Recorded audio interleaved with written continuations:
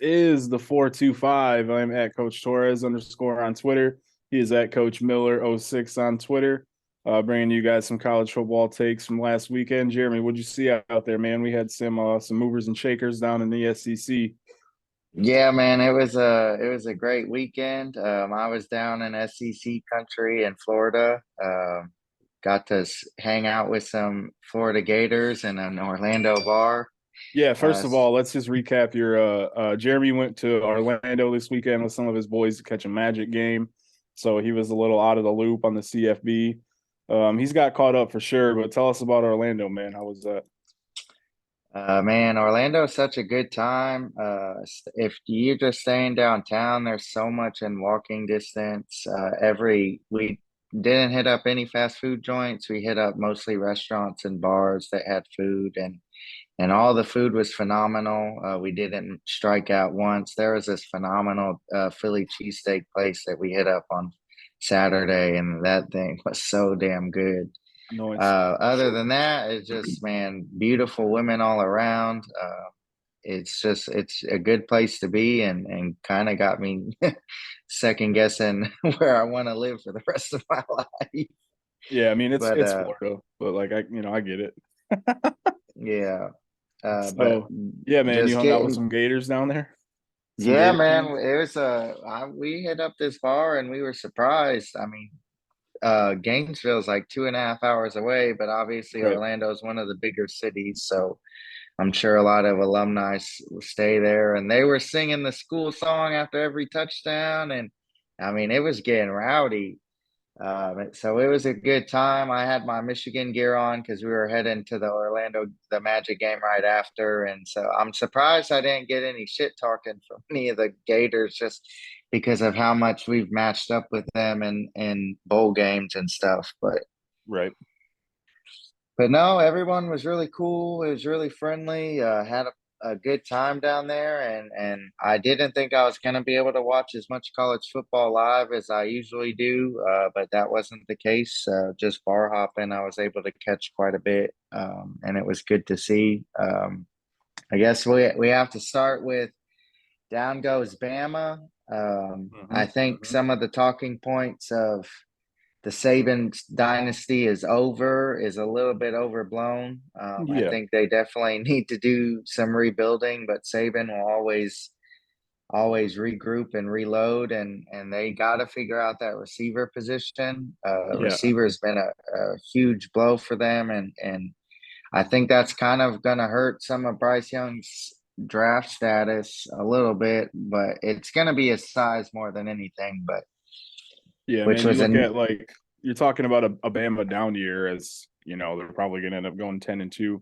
Like they got the Iron Bowl left on the schedule, but Auburn's in shambles and the talent is not even close there. Definitely the most disappointing receiving core Bama's had in a long time. There was a lot of talk of Jermaine Burton transferring from Georgia over in the offseason. I really wasn't that impressed with him as a Bulldog, and I certainly haven't been that impressed with him in Alabama. He had the incident coming off the field at Tennessee where he punched a girl in the face. So, not boding well for him. But yeah, and then you made the comment over the weekend that the freshmen down there really haven't developed and they're not really helping Bryce out a lot. I mean, Jahmyr Gibbs is the leading rusher and leading receiver for the Tide this year. Yeah, I mean, Jahmyr Gibbs is making some money for sure. He's probably, and I mean, I don't want to we can get into draft stuff later, but him along with Bijan Robinson and Deuce Vaughn and Blake Corum, like those are my four guys that Chase Brown is a great back. He really is. But those four, like, when it comes to making dudes miss in the hole and game shifting plays where he's going to make people miss and make something out of nothing, I think I would take those four over Chase Brown myself. In that But regard, absolutely. Yeah. he's helped himself a lot, and like you said, like they've got no choice but to throw him the ball, and that Alabama offensive line hasn't really helped Bryce very much at all this year either, despite having a couple guys that are probably going to be uh, at least day two picks. Yeah, If not, maybe one of them sneaks into day one. But I think a lot of Big Ten. I'm seeing a lot. I think the Big Ten linemen kind of have them beat out as far as who's going first round. And really, Bama's loss, what it really means more than anything is it opens the door now for LSU and Ole Miss. LSU can they can really the destiny's in their hands. Ole Miss, they've got Bama coming off a loss at home. Can't say Lane Kiffin's probably going to be too happy about that, but um, no, we're gonna have to see. I think if Bama can hold Ole Miss's run game in check, I really think it's going to put a lot of pressure on Jackson Dart, and I don't know if he'll live up to that. But they got to get that running game under control. But is it really? It's really interesting because LSU probably has more overall talent than Ole Miss does, but it kind of this could just be the year for Ole Miss. Like Lane Kiffin finally breaks through. could be It was supposed to be the Aggies right. being the team to beat in the West, but it's looking like Ole Miss, and we'll find out a little bit more this weekend on whether that's the case or not. Yeah, let's take a look at the SEC West if Cody can pull that up real quick. You mentioned the Aggies; they dropped one to Florida over the weekend. I believe Haynes King came out in that game. Their freshman Connor Weigman. They had like 18 19 players out. guys with the flu, yeah. Yeah, so I mean, whatever. Like that's it's hardly an excuse for them at this point because they're just not. I mean, they're last in the SEC West. It's looking like. So yeah, Ole Miss and LSU have played already, right? Ole Miss beat LSU, isn't that correct? Yes. All right, so Yep. they've got, but they played one less game. Yeah, I mean this Bama Ole Miss game is really gonna um tell us where that West is gonna fall for sure. Over Yeah, in the because Ole East, Miss, all they really have left, like, is if you consider hard games, I would consider the Bama game, obviously, and right? then the Egg Bowl is always a tough game just because of how the rivalry shakes out. Yeah, yeah, that's always regardless of who's good and who's not. That tends to be a wild one. That's definitely a throw the records out the window type of rivalry. Looking at the SEC East, we had a huge game between Georgia and Tennessee. And from what I saw, Georgia looked like Georgia had been there before. This wasn't no big deal to them. And they definitely put the stamp down on Tennessee and squashed out that run and shoot, that veer and shoot. Yeah, man, they really stifled the veer and shoot.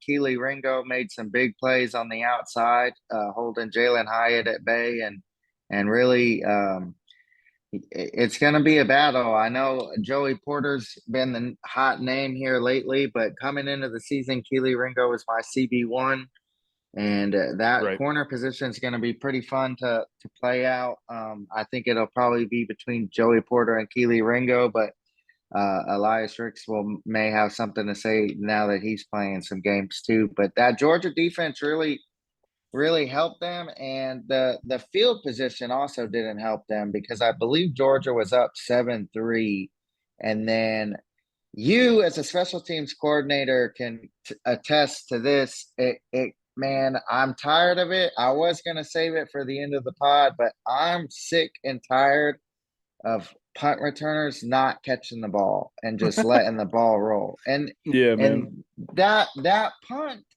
where he let it roll behind him and they downed it at like the 3 yard line, that changed so much momentum where they could have got something going. And instead, they have to play call conservatively and then they have to punt the ball. And then Georgia goes down and scores again. And it just changed the momentum of that game, just the punt going over his head. And another thing, since we're getting on things that grind my gears, I'm Yeah, man. sick Have and at it. tired of watching people try and scoop and score the football on fumbles. Just get down on the ball, please. Like, please, for the love of God, like, just get down on the ball. Like, Yeah, recover it and first, then score. and catch just catch the punt, man. Fair catch it. Like, don't go past the 10, obviously, but don't let the ball roll. Like, I'm just sick and tired of seeing it. Yeah, man, that when I see that, that immediately tells me that you're lacking that time and effort you're putting into your special teams because it's a totally wrong way to approach it. Like, damn a return, just catch the ball in the air. Don't lose Yeah. yards in the air, man. Yeah. This is more of a Michigan thing, but like Jabril Peppers, when he started returning punts in 15 and 16, the dude was incredible because Michigan didn't lose a single freaking yard on a football Yeah. rolling He in either of always those caught 2 it. years because he caught Yeah. everything. Yeah. So yeah, and that's a huge thing, man. And special teams is such a momentum shifter in a big game. It changed the perplexion of that game. Even if Georgia was probably going to win regardless because they just were the better team that day, and like you said, They are the they better look like team. they've been there before. It's like Mm-hmm. we've been in these big games, and Tennessee really hasn't been in that big of a game on the road before in Right. quite a while since 1997 probably when they were up for the national title. Yeah, hosting Um, Bama at home is not quite the same as going on the road at Georgia.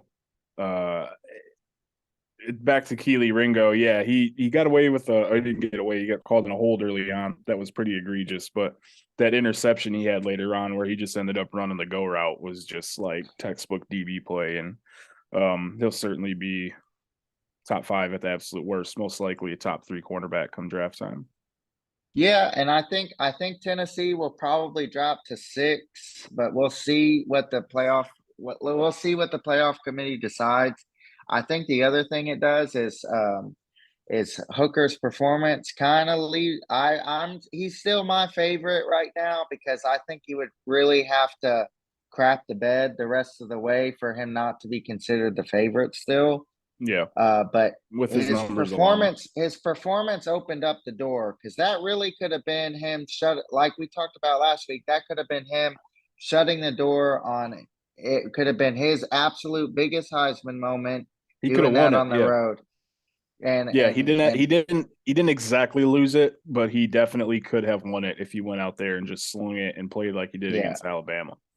And 5 now it touchdowns, creep it now it creeps the door open for CJ Stroud or for Blake Corum or if Bijan Robinson still has a few more 200-yard games and Texas somehow ends the season finishing out, he may be in the conversation too. It just leaves the door Bo open. Nix. Yeah.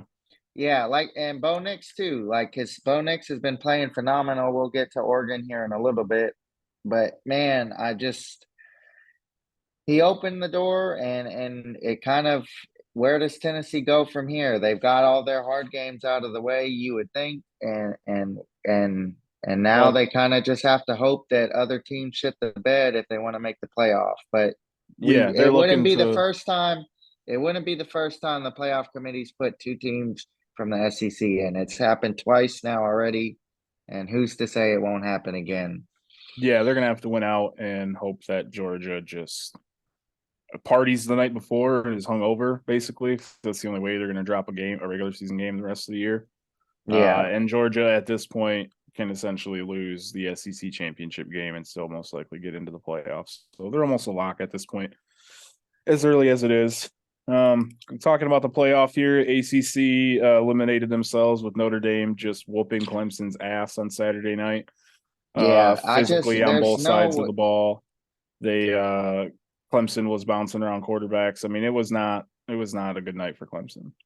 they I mean they briefly put Cade Klubnik in and this kind of I don't know if he can go back to DJU, man. Like I Well, he's I really special. don't. And if you don't see that, then there's something wrong with you. If you don't see that, he's Yeah. special. That was And I Dabo a mean couple weeks ago, and now he's already backtracked on it. Because like we said, Dabo, just keep that same energy, man. And it ain't. He's not it, man. He should not have went out and put his name on DJ like that. and the offensive line has regressed the past few weeks, whether it's injuries or not. And they're like we've said for the beginning, the reason I didn't have Clemson as a top 4 team is they don't have a receiver that scares you. I'm Mm-hmm. not scared of any of their receivers. It's like Will Shipley is their most effective weapon. And if you can shut him down or slow him down, there's a high possibility you're gonna win that game. And they still have North Carolina to play, and North Carolina can score Hmm. some points. Their defense may be suspect, but at Right. this point, It don't matter when if your offense is suspect going against a yeah, suspect offense. yeah, because is Clemson going to be able to score 48 points if Drake May is coming out on fire and that No. offense is going the way we've seen the whole season? Bro, Notre Dame beat North Carolina earlier in the year in a pseudo shootout. Yeah. And yeah, I don't think that Clemson is capable of doing that even against that defense. I just don't see it. Unless they And unless they apart roll with Klubnik and they say, "Hey, we're pushing the ball down the field and that's all we're doing." and all Clemson's best wins, they all look suspect right now Yeah. because Wake Forest and NC State was a better game than I was anticipating with Leary being out.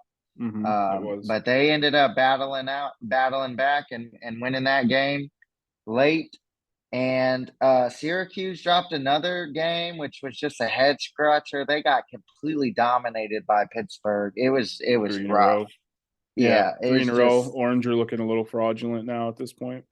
and it's like all that goodwill that ACC built up early in the year just is decimated. It's gone. And even if Clemson wins out, there's no way I'm putting them over a one loss any team, from a one loss Big Ten team, a one loss SEC team. I would probably take a one loss TCU over them, honestly. Yeah, they've shown enough. They they are who we thought they were. I think Michael Felder over the weekend tweeted like, big 2014 FSU vibes. Like, yeah, they're winning all these games, but they don't really look good doing it. And there's just so much to be desired there. But to change the subject on, not leaving things to be desired, Oregon's been pretty dominant out west since they got thrashed by Georgia in week 1. Man, there Dan Lanning has got Mario Cristobal's recruits playing like on fire, man. Like, and Yeah. Bo Nix, like, if there was a comeback player of the year award in college football, Bo Nix is running away with that thing. I mean, sprinting away with that thing. He has been so freaking good this year, man, other than the Georgia game. Mm-hmm. He's kept his turnovers down. He's he's mixed in the right time when he needs to throw and when he needs to run. He's making good reads, and it's a really cool story. Me and you over the years have kind of made poked some fun at Bo Nix, but it's just a cool story to see him do what he's doing right now. And man, for him to be doing that, it's really helping his draft stock, and Yeah, he's making himself some money.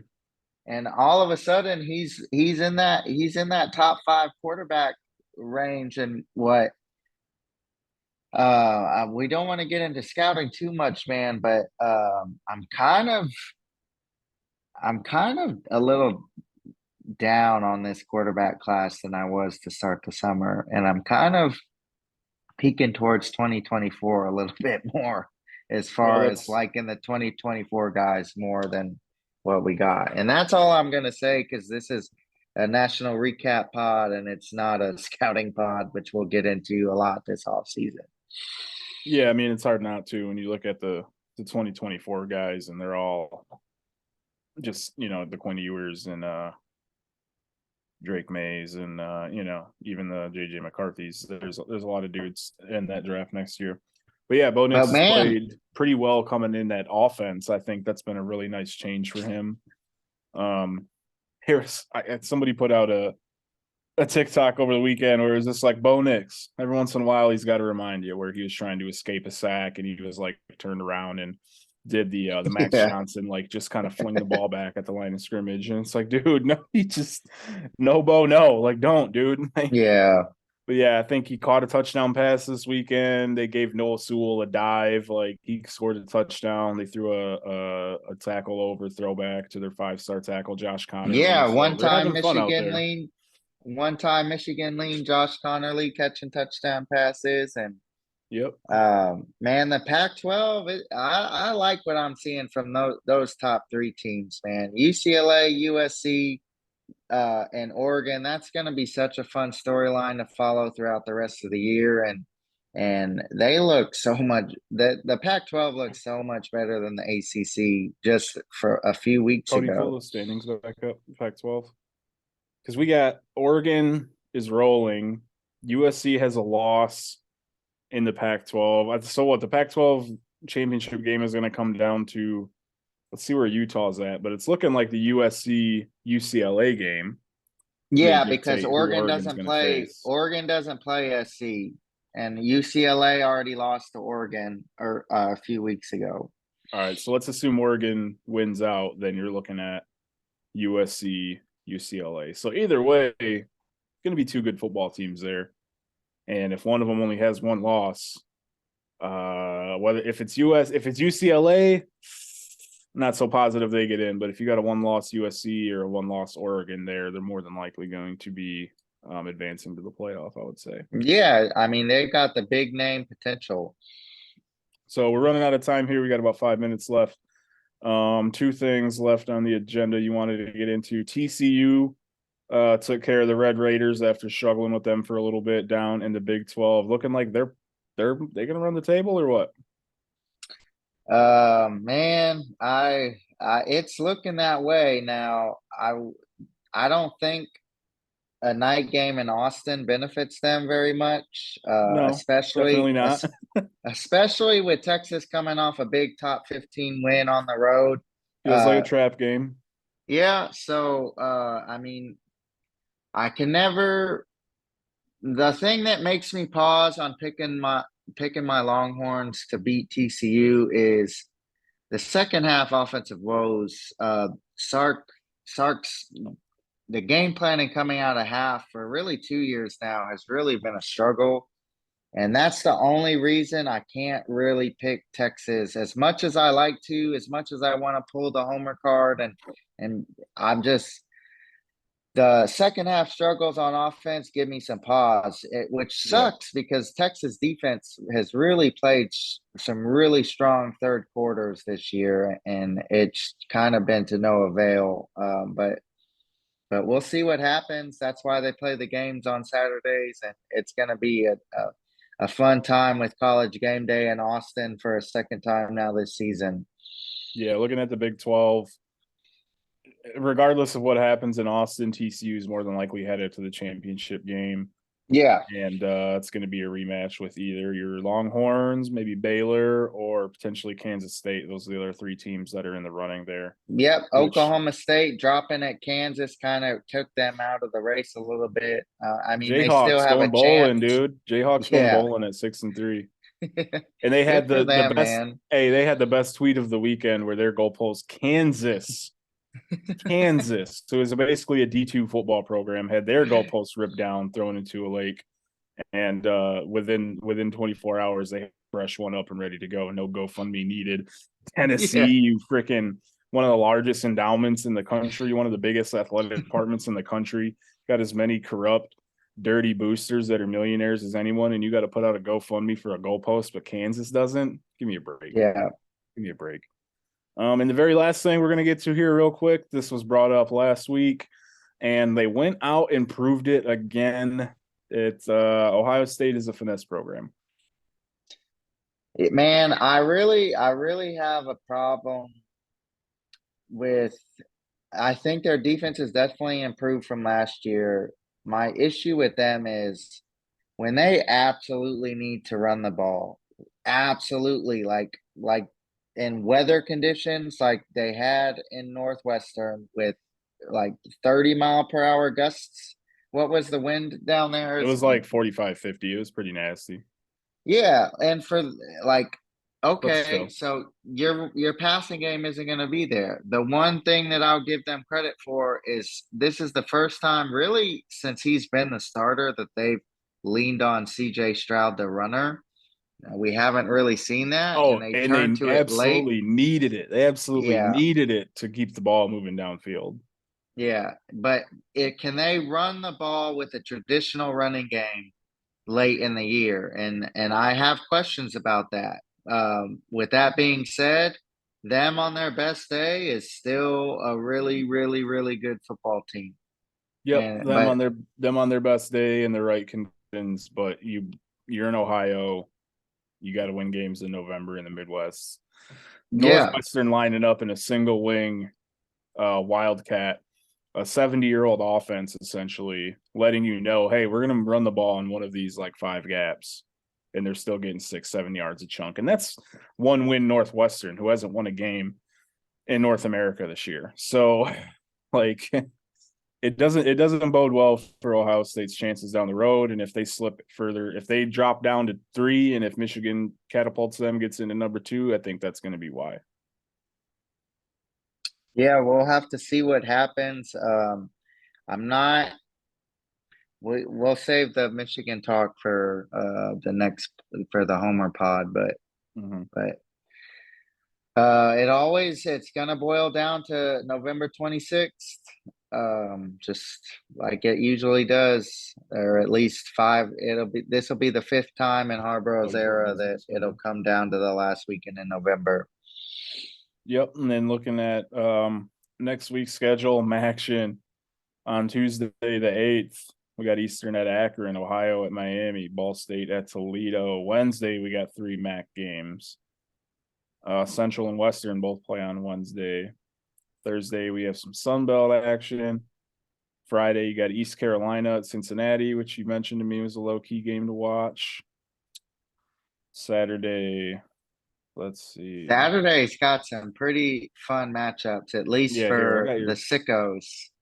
I got your text that you sent with all of them instead of looking at the schedule. You got Washington at Oregon, LSU at Arkansas, Purdue at Illinois, which is going to go a long way to decide the West. Yeah.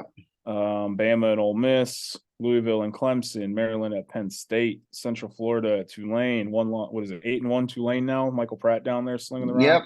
Yep. South Carolina at Florida, Wisconsin at Iowa is going to be, so your sicko games here are Wisconsin at Iowa. Yes. And Notre Dame at Navy. Yeah. Lots of running in the Notre Dame Navy game. That should be interesting to watch for that reason only. And then Wisconsin at Iowa suddenly has Big Ten West implications, and looks like it's going to be your old school Big Ten West slobber knocker. So looking forward to that one as well. Hopefully the weather's terrible, so it'll just make it that much better. Yep. So that's I think that's all I got for this week on the National Pod. You got anything else? Nah, man. I mean, we're 3 weeks away from figuring out. It's gonna be fun, and the only thing I really want to say to end this is, I swear, man, like this would be. There have been other years like 2014, but this is the year that I would love to see an expanded playoff. And I've mentioned it many times already, but there's so many different fun matchups that could have happened, and different schemes, and how teams would have schemed each other. It would have been so much fun, and it's a shame we're not going to get it, but I'm excited for the playoff nonetheless. And everything. Yeah, I agree. But all right, man, we will thanks everybody for tuning in. You can catch us on Twitter, TikTok, Instagram, Facebook, YouTube. Everything is at the 425 or the 425 pod. So thanks for tuning in. We'll see y'all over at the Homer Pod. Thanks, guys. But that's how I am.